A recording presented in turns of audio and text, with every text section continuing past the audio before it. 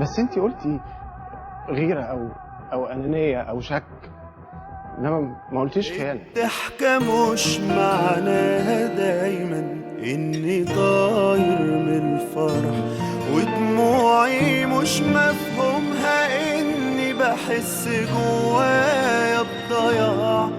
احيانا اضحك من همومي في عز قلبي انا نفسي انجرح، وبكايا دلوقتي بسبب ليه عملت فيها كده؟ ان اللي جاي وقت الوداع. الضحكة مش معناها دايما اني طاير من الفرح، ودموعي مش مفهومها اني بحس جوايا بضياع.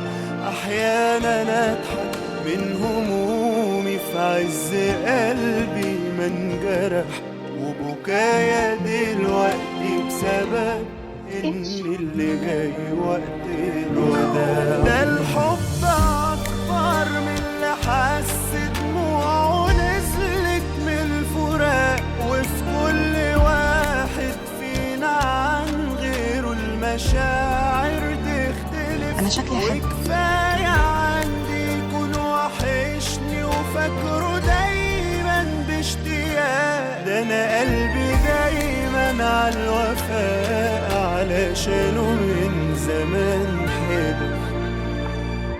عمر اللي عشته ما كان مزيف ولا ممكن يتنسي، ولا وقت عدى عليا عادي وقلبي عاشه في يوم وراح. وإن كنت حبيت حد قاسي عليا قلبه خلاص نسي، هفضل فاكر له بإن جرحه ساعدني دايما على النجاح. عمر اللي عشته ما كان مزيف ولا ممكن يتنسي، ولا وقت عدى عليا عادي وقلبي عاشه في يوم وراح. وإن كنت حبيت حد قاسي عليا قلبه خلاص نسي، هفضل فاكر له إن جرحه ساعدني دايما على النجاح. ده الحب أكبر من اللي حس دموعه نزلت من الفراق، وفي كل واحد فينا عن غيره المشاعر تختلف.